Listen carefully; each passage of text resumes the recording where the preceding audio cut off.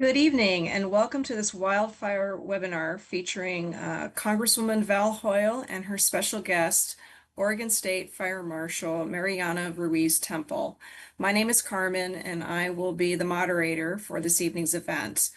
Now, tonight is an opportunity for you to hear from these experts about what to expect this fire season and how you, your family, and your neighbors can best be prepared to stay safe. We'll start off tonight first by hearing from the Congresswoman, who will give opening remarks, followed by a presentation from Fire Marshal Ruiz-Temple. She'll give a presentation on wildfire preparedness and discuss the conditions of what we should all be expecting in the next couple of months. Now, there'll be time at the end for you to ask questions of both of these individuals. You can use the live chat feature on YouTube to submit a question. Also, during this live stream, you'll see that there are two QR codes at the bottom of your screen. If you're interested in subscribing for email updates from the Congresswoman's office or the Office of Oregon State Fire Marshal, you can scan those QR codes to do so. You can also find links to to each of those resources in the description box on YouTube below, if you wish to not use the QR code tonight. But with that, I want to hand it off to the Congresswoman to kick us off this evening. Thank you very much, Carmen. And I want to thank Fire Marshal Ruiz-Temple for joining us here tonight.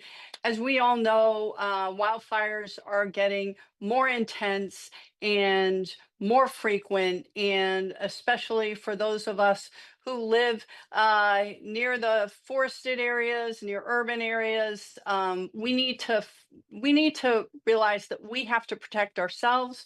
We need to take safety into consideration. We know climate change is real. We also know that because of the efforts of DOGE, that the personnel who normally would handle fire at the federal level have holes in really key places. But what I do know is across the country, Oregon and the coordination that we have between our state and federal and local fire departments is one of the best in the nation. Unfortunately, we had to learn it through the 2020 fires, but I feel really confident that our local resources will be used as well as possible, but every single one of us has to take responsibility for fire safety. And again, know that we're prepared. So the things that I'm working on, I just put forward a bill with Senator Jeff Merkley asking to allocate $30 billion into the Forest Service and the Bureau of Land Management so that they can do the work to make sure that there are less things to burn in our forests.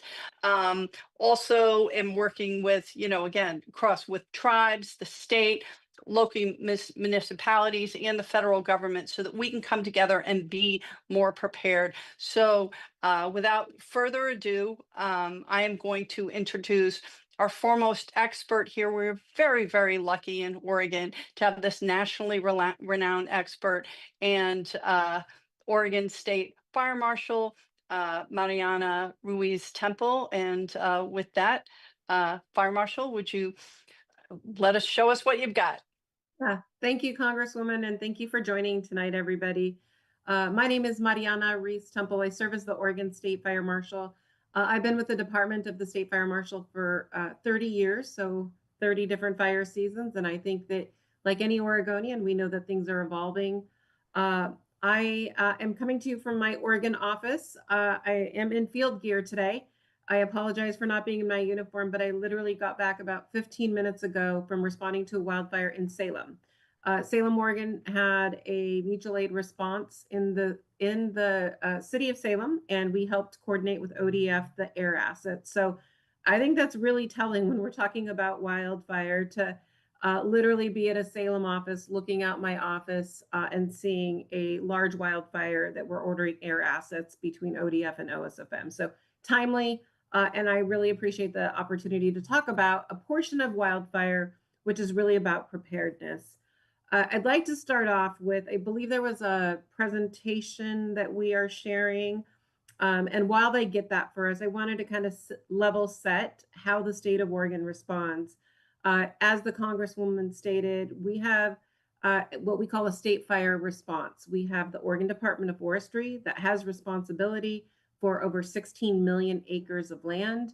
And then we have the Oregon Department of the State Fire Marshal, which has responsibility around the entire state of Oregon in the built environment. So where communities are, where people are, and we come together throughout the entire year, but certainly during wildfire season, we are as connected as could possibly be, almost one organization, and being that state response for the state of Oregon. Just today, over the last 2 days, Oregon Department of Forestry has been working very, very closely with us. They've sent 2 incident management teams out. We have one Oregon Department of Forestry team on the Grizzly Complex, which is in Southwest Oregon. If you are, tuning in from that area, you've seen pretty significant lightning, dry lightning, and wind, thunderstorms. And then today, the Oregon Department of State Fire Marshal and ODF are going to enter into unified command on the Elk Fire, which is near that bootleg footprint near Beatty, Bonanza area. And so actively working today, both agencies. And I want to make sure that even though it's just my agency speaking, that you have 2 state agencies that are very coordinated at the state level in defending property and natural resources in Oregon. If you can go to the next slide. I wanted to start with kind of just talking about what the conditions on the ground are today. And these are slides that evolve over, as we progress through the heart of fire season.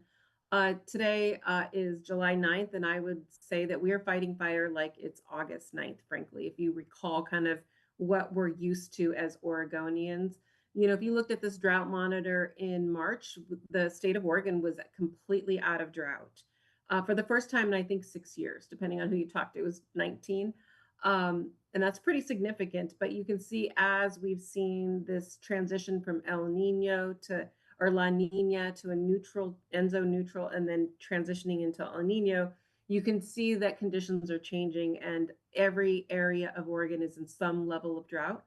We weren't in that persistent drought that you saw over the last 10 years. Starting in 2012, you would see those bright red bullseyes of persistent drought in the areas like the bootleg and the areas that we saw some of those pretty significant wildfires. So although not a persistent, highest level of drought, we are in drought. You overlay that with the temperatures that we're seeing, and we're starting to see above normal seasonal temperatures throughout the entire state of Oregon. But you can start to see that. And I would say that if you pay attention to the Northwest Coordination Center of Protective Services, they will continue to update those. If you can go to the next slide. One of the most alarming slides for me, and I talked about being with this agency for 30 years, is this slide. And this does change also as we get better data on weather and drought. If you saw this slide about 2 months ago, you saw August showing complete red, meaning significant wildfire potential. Now we're seeing it in July. And like I said, it does feel like we're fighting fire in like an August 9th posture. What's alarming about this slide is you have 2 states that depend on the same resources, essentially, that are completely in red. And in my 30 years, I have never seen our entire state in red, but then you overlay that with Northern California and the entire state of Washington. And that puts the West at the highest levels of, alertness, I would say, but then also in a competition of resources. Also, when you take a look at Southwest, you have Texas also in a significant wildland fire potential.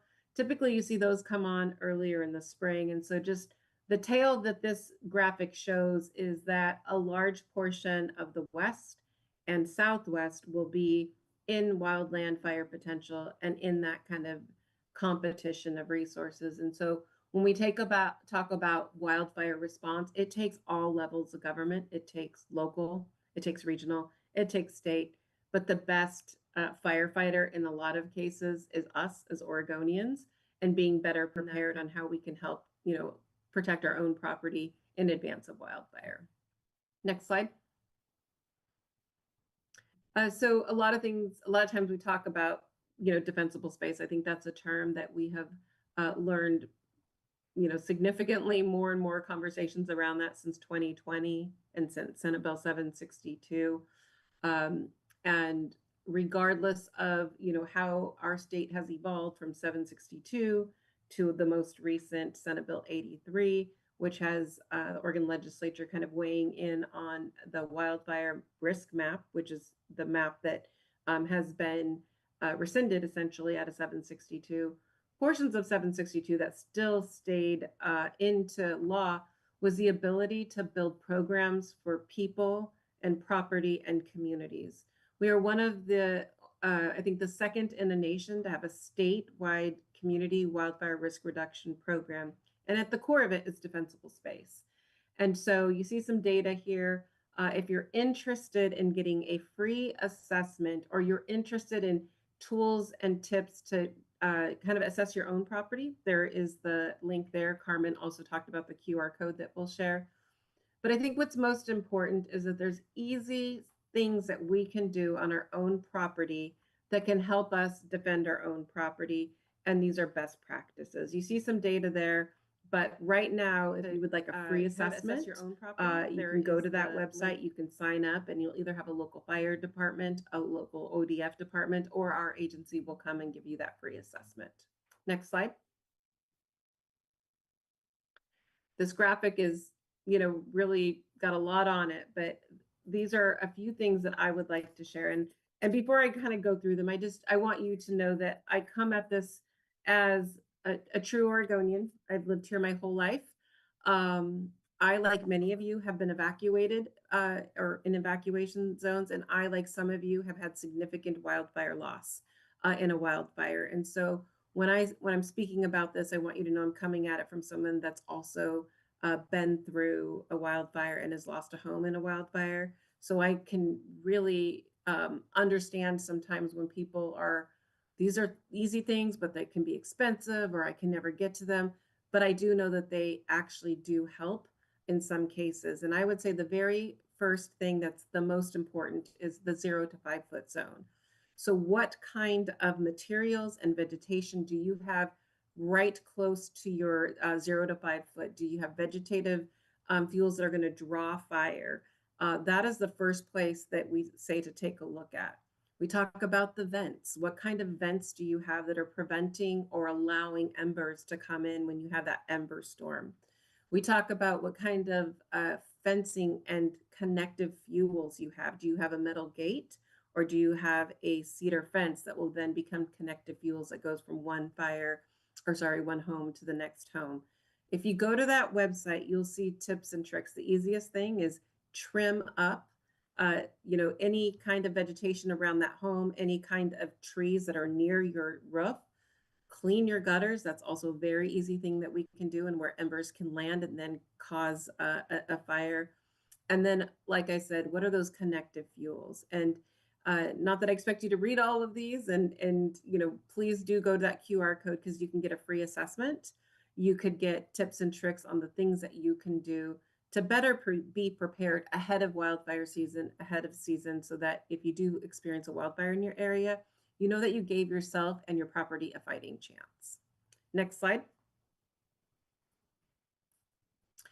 I mentioned earlier that, if we're all, as Oregonians, we're all tracking kind of this legislative session, and the Oregon legislature did take a different stance on the wildfire map. And I think that because of that, it's even more important that we're entering into state, public, and private partnerships that allow better conversations with our insurance. We know that if we live in certain areas of the state, that we are struggling with keeping insurance, with the solvency of insurance, and what that means to us as Oregonians, bottom line. And so one of the things that the Department of the State Fire Marshal has done is partnered with the Institute for Business, Insurance Institute for Business and Home Safety.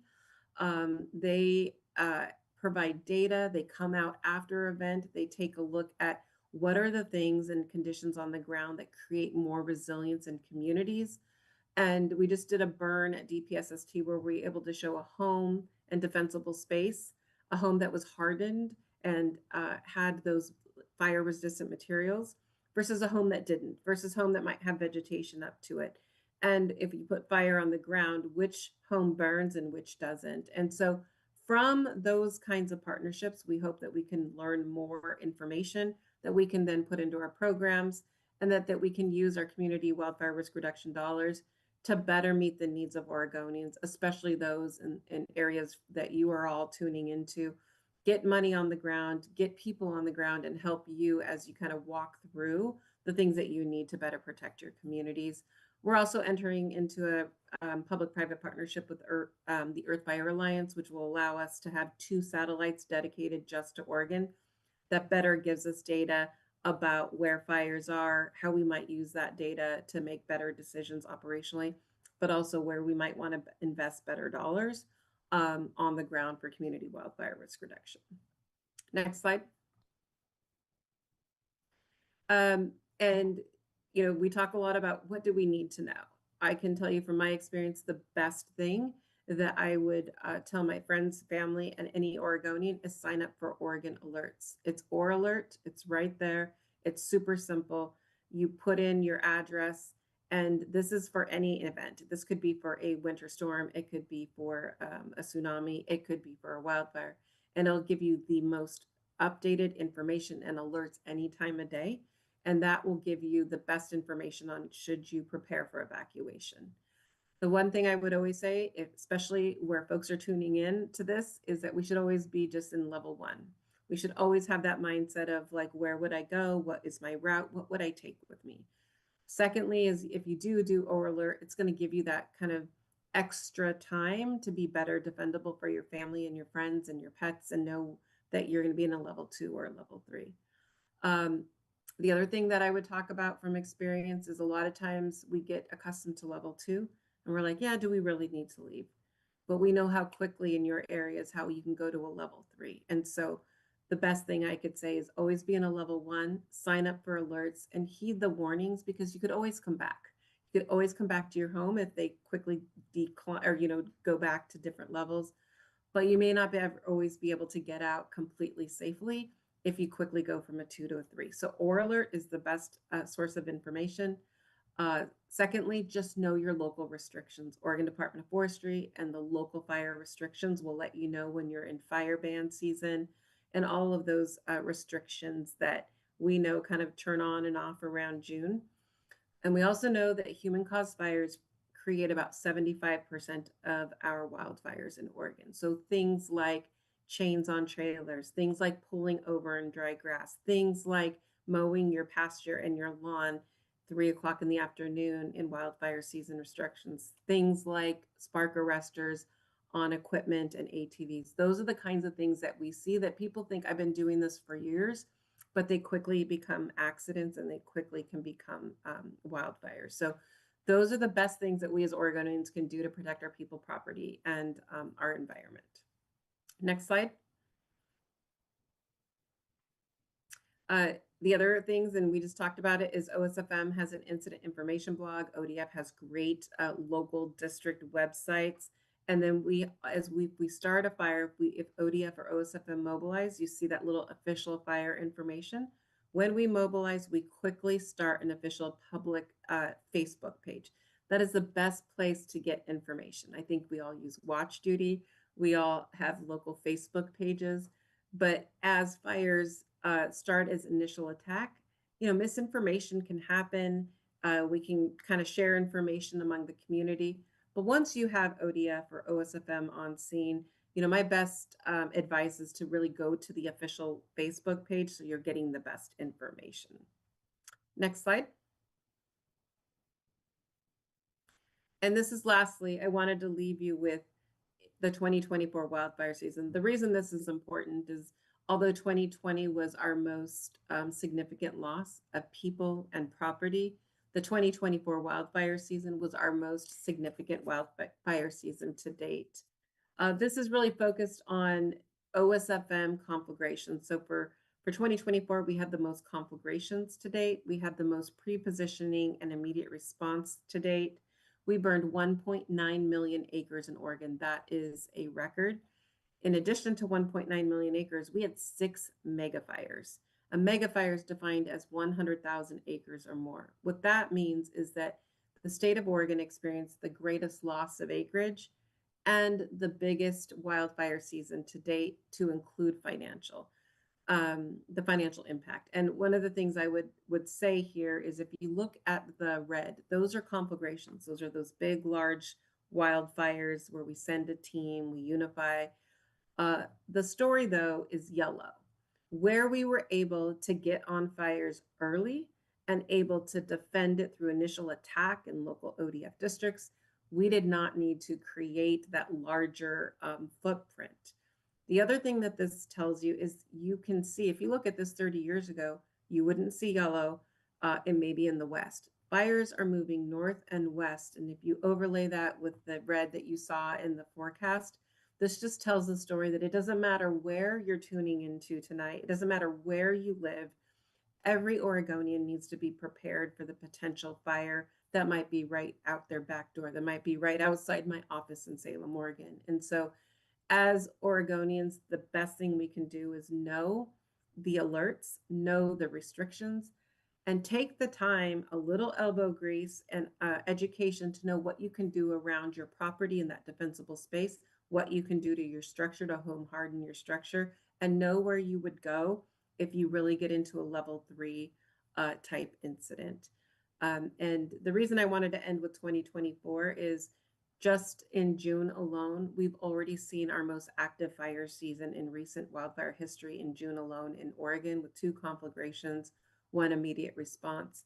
ODF already mobilizing 2 task force or 2 incident management teams in less than 48 hours. It's a sign of times that are coming our way. And certainly, I think this is a very timely event, Congresswoman, to be talking about it. We are going to continue to see thunderstorms tonight into tomorrow. Those monsoonal moisture that came up from the southwest has already kind of went through the spine, and it's going to continue to go up to northeast Oregon. And so I think that we are the best possible protection for our own people and property. And ODF, OSFM, and our federal partners are prepared and ready if we need to kind of defend different portions of the state. But as you saw in the forecast, when you have the entire Northwest in red, and you're battling also fires in Texas, or the potential, that really limits our ability to get firefighters on the ground quickly.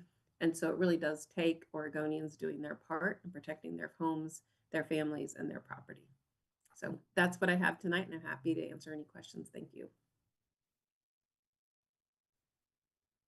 Well, thank you, Fire Marshal Ruiz-Temple. That was an amazing presentation. And we want to transition for everybody on YouTube Live that you can ask questions to the Congresswoman and to the State Fire Marshal by using the chat feature on YouTube. It's live and active now. Go ahead and post questions there, and I'll be reading those off. I'd also like to remind, if you joined on a little bit later, that if you'd like to subscribe to the websites or newsletters, either in the Congresswoman's office or with the State Fire Marshal, that information is available in the description box below. There are also QR codes on this YouTube live web link that you can refer to as well. If you'd like to subscribe to those newsletters. We do have one question that we'll kick us off with tonight. From the jump, will you share the slide deck so we can share it with our neighbors and others in our community? And if we share it, where can folks go to find it? Yeah, so for our, I could provide it to the Congresswoman if they want to post it. And if not, we could certainly post it on our website and send you a link and have that go out if folks would like to. Sure, and we're happy to post it on our website. I think the more places where people can get information, the better, because as you said, so many fires are human caused, and we just can't take the risk given the conditions that we have right now. So we'll post it on our website. If you post it on yours, that's great as well. Terrific. We also have a question that often comes into our office, and you alluded to people, needing to be prepared to go. We often hear, is there anything that people should keep on hand in the car in case of a wildfire emergency? Yeah, that is a great question. And I can tell you that there's, I consider myself like the things that I do. I have the go bag, right? Like what would I need in 72 hours? What kind of medical prescriptions do I need? Do I have food for my dog? Do I know where I'm going? So the immediate need of what do you need to take care of yourself for 72 hours? Um, the other thing that I like to say too is like what's important to you. After I lost my home, I realized really quickly I was not prepared on what was important to me. And so now I know like if these things are important to me, I'm going to have those ready to go around a level 1 or level 2. So, but in terms of what I would put in there, you'll see that where's my medicine? Where's my food? What am I going to do to take care of myself for 72 hours? Is my phone charged? Do I have my phone charger? Those kinds of things. I think that once you are alerted to where to go, very quickly you're in a certain place where you have kind of those essentials like water and food and those kinds of things, because counties in Oregon are doing a really good job of creating those pods and places where people go. But the things that are important to you and the things that you need in 72 hours, especially medical, are important. And what I would say is, and I think correct me if I'm wrong, Fire Marshal, last year we had all of those fires, but they also started earlier than we had ever seen. Didn't we have 23 or 24 incident command um, centers that had to come in the end of July, which is the earliest. So, when you have teams that can be working for, 2 weeks or 21 days, we had already burnt through them by the time that our normal fire season started up. So, when I would leave to go to DC last year, I had a to-go bag packed, and I know in 2020, like yourself, luckily we didn't lose our home, like many of our friends or neighbors. But um, I had a few hours when we were in level 2, and I walked around the house in 2020 and I picked up the most random things. And then when we had to go, because it was level 3, get out, I looked at what I had in the car and realized that I was not prepared and that I had left behind things that were really important. So now I have a to-go bag where I put together all of the documents that I could possibly need, whether it's birth certificates or whatnot, copies of my license, passport, pictures, family pictures that are really important, and water for 72 hours. We have water and food put aside for 2 weeks just because you just don't know. But in my car, I have a set of boots in case you have to hike out. I have, you know, clothing for winter or for summer, a tarp. So if you have to make a tent. So I always have that in my car. We have our to-go bags packed. And I think being prepared while you have time, I know you can go to many different sites to talk about what are the things that you should have in a to-go bag, and really think to yourself, if I lost my home tomorrow, if there's an earthquake, if there's a fire, if there's a flood, what would you definitely want that you could grab and go with, and then prepare for that? Because if you're prepared, it makes life a heck of a lot less stressful. That's great. So one thing to note for everyone on the on this YouTube live, we will be recording this and it will be available in a public setting as well. So for those who wanted the slides, that'll be another opportunity to get and access those slides as well. We have another question from an individual who says that they live in the Thurston Hills in Springfield, and they note that the forest is at their door. This person says, I'm concerned about fireworks being used in my neighborhood. July 4th has come and gone, but next year, question mark? Yeah. That is a valid concern, and the rules around fireworks are overseen by local municipalities. But what we have to understand, again, what did you say? Over 80% of the fires are human caused, that we see. So we all have to take responsibility and understand just having some fun, whether it's on the 4th of July or on a gender reveal, baby shower, right? One mistake can cause such an enormous amount of damage and tragedy. We saw that up at Willamette Falls, where that, young man set off a fire when he was hiking with fireworks, didn't mean to and caused millions and millions of dollars of damage and put people's lives and homes in danger. So I think people need to take personal responsibility and understand the risk that they're taking and then follow the local municipality rules. But because of the ice storm that we had, not this past January, the January before, we have a lot of debris and that is still out there on the ground. Certainly we have it on our property. And now that it's drier and it's getting hotter, we have the potential for those fires to happen. So I think it's a valid concern. And what I would say is people need to be cognizant, take personal responsibility, because it's not just you, but your neighbors whose safety is you have to take into consideration. Terrific. Credit where credit's due. I want to say thanks to the team who's helping us with the questions, and that was Tida from Springfield who asked that question. We have another one from Bree who asks, what is the plan for wildfire response and recovery if FEMA does not come to help due to politically motivated animus from the current administration? Our Marshal? Yeah, great question. One that we get often right now. There's a lot of federal uncertainty going, that we are all experiencing. One thing I like to level set is that FEMA doesn't necessarily have a response posture, but they do have a very important role in assisting states with funding to either recovery or response. So more financial and a resource. I think what's important for myself and ODF is that we have a strong state response posture. The state of Oregon just finished their legislative session.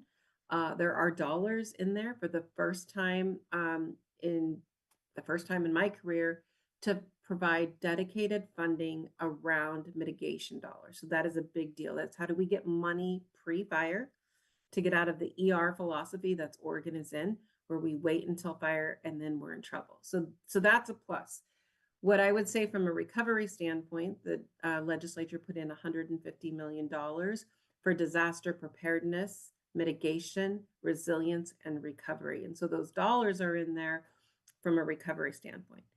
That is not likely going to be all the dollars that are needed. And so we are working very closely with FEMA. And to date, the 3 fires that we have been on have already been FMAG approved, which means that they're FEMA approved for federal funding. We're going to continue that relationship over the next couple of years because it typically takes a couple of years to get that funding. I couch that again by saying that, the federal uncertainty is something that we are watching every day. It changes weekly, but the state response posture is strong. Our relationship and our agreements are strong. And I don't think we've ever entered into wildfire season in a better place in terms of what the Oregon legislature has done to help us. Again, you have 2 state agencies that are working really closely with FEMA. We don't, at this point, when we're in the firefight, we don't want to say, what if, and they're going to come. Our job is to protect Oregonians and property, but we're working on what would it be after fire season if we need to see significant recovery. And so those are things that we're still continuing to work on. We're still continuing to monitor. I know Congresswoman Hoyle and others are actively working on what is the future for FEMA, because I think that's really uncertain at this point. So here's what I will say. FEMA, FEMA isn't going to come in and coordinate our response since 2020, and I have heard it at every single level with, Oregon Department of Forestry, our fire marshal, our tribal nations, and what they do to both manage their forests and manage fire, our local fire departments, our volunteer firefighters, our private timber companies and their firefighters, our state response really coordinates in a way that is spectacular. So, they all know who is in charge and what we need to do. But I think one of the best examples that I use is the flat fire that was down in Southern Oregon. We were not able to stop it right in the beginning because there wasn't enough water in this rural area in this one tank. And so that fire burned for nearly 4 months. So the critical piece is attacking these fires early during fire season and making sure that we're clearing debris that is burnable in the off season. Now, we do have an administration that has made it clear that they are going to put a partisan lens on coming to the aid when there's a natural disaster. That's not something we've seen before under any administration. And, we are pushing back. Certainly, we've also seen in North Carolina, where they have a Republican controlled legislature, they were not able to get aid. And I will tell you, even previous to the Trump administration, we are still waiting on reimbursement from some of our 2020 fires. And that is accurate. So, our federal system does need to be fixed. I am working with some Republicans, specifically Tim Sheehy from Montana, who's a Republican senator who has, he was a private contractor that did firefighting, and he understands what's needed. And we are working together to try and see what practical application we can have to make sure that we get out in front of these fires. Disaster response should not be partisan. And, you know, uh, many of the people that are affected, certainly in the last fire season, are in our rural communities that are more conservative. And, we're Americans. And so, as Americans, as taxpayers, we should be able to believe that disaster response will be done without a partisan lens. We'll have to see, and we'll have to push back and highlight the fact that we pay taxes. So those tax dollars in disaster response, that seems like a good spending of taxpayer dollars. And I will agree that we can do things to make FEMA and that process more efficient, more smooth. But the key is having that funding, which is why Senator Merkley and I are working on this wildfire preparedness and response proposal and bill. So we'll keep our fingers crossed, and we just have to keep speaking up, because the vast majority of Americans, regardless of party, support disaster response as being a federal obligation. So we have another good question. For east wind conditions threatening Western Oregon, will there be pre-positioning of resources or designation of temporary incident command prior to a conflagration being declared a higher level? Yeah, that's a great question. Yes, that is, in 2020, we leaned in starting on Saturday, alerting local areas to do mandatory callbacks. In that case, we had an east wind event that was going to go border to border. So local, regional wind events, and it doesn't even need to be an east wind event, but certainly all of us that experienced that remember that. Just today, we had a conversation. We have these pre-po conversations. Do weather conditions require it? Does capacity require it? If the answer is yes, you'll see us pre-position. And sometimes it's not just about east wind events. Sometimes it's about areas of the state that take a long time to mobilize to, like a Klamath area, for example, that might experience something that we know have a reduced capacity because they rely on a volunteer system. So the answer is yes, for sure. In east wind events, those are things that we will continue to do like we did in 2020. But in addition to, we do that throughout the season based on those two indicators, weather and capacity. All right. Well, for this evening, this does conclude the time that we have for questions. I'm going to pivot to let both the Congresswoman and our State Fire Marshal give some final comments. We have some additional resources for you. Now, if we weren't able to get to your question this evening, you can go to the Congresswoman's website, and there's a place there where you can leave a question. We'll be sure to get it answered for you. If it's something that we need to redirect to the State Fire Marshal's office, we will gladly do that on your behalf. But with that, I want to hand it over to Congresswoman Hoyle and Fire Marshal Ruiz-Temple. I don't know who'd like to go first with some final remarks. I think, first of all, I just want to thank our fire marshal. You are out there all the time. I see you everywhere, and your leadership has been again, it's stellar, and we are known across the nation because we learned from the issues that we had in 2020, and we cooperate and we use our resources as well as possible. I also want to commend the Oregon legislature in a bipartisan way that put money, invested in making sure we are more prepared. And then from my perspective, wildfire preparedness and response is a priority because it's so important. And whether it's looking at tribal co-management of our forest lands that we're working on in a bipartisan way, working on investments in preparedness and response, or just getting out and telling people the story. I can tell you that when the smoke came down from the fires in Canada a couple of years ago, and my colleagues who don't live in the West were just shocked. I used it as an opportunity to talk to them about the fact that this is our summer every summer, and that, forestry and wildfire response and preparedness is not just an issue for those of us who have large amounts of forest land around us. So I used every opportunity, and we want to hear from you. We want to make sure people are prepared. And again, I mostly want to thank the Fire Marshal for making herself available when I know you've already had a full day. And with that, any closing remarks you'd like to make, and just know you have our gratitude. Thank you, Congresswoman. Yeah, those are great remarks. I would add, as the Congresswoman said, that the state of Oregon has a strong response posture. You have the Oregon Department of Forestry, who is the best of the best on the wildland side. You have a strong network of contractors who are the hardest working firefighters you'll ever see.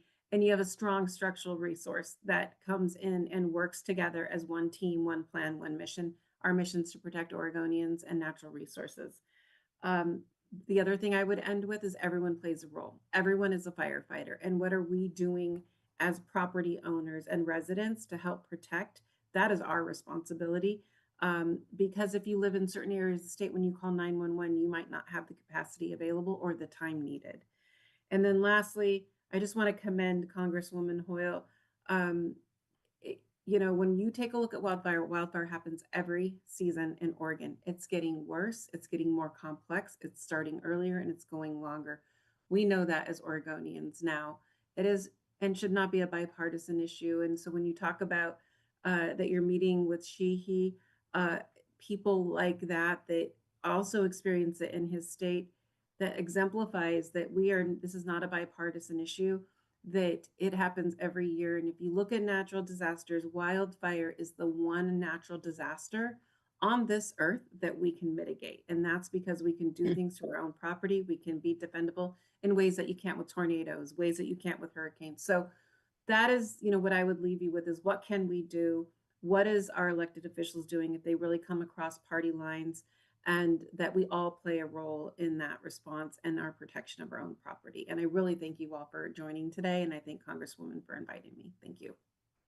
Thanks so much. So, thank you. So that concludes tonight's event. I want to thank everyone for joining us this evening. And please know that a recording of this event will be made available on our YouTube channel, as well as on our website, in case you want to share it with others, review those slides, or get a refresher on what was discussed today. We wish you all the best and have a good evening.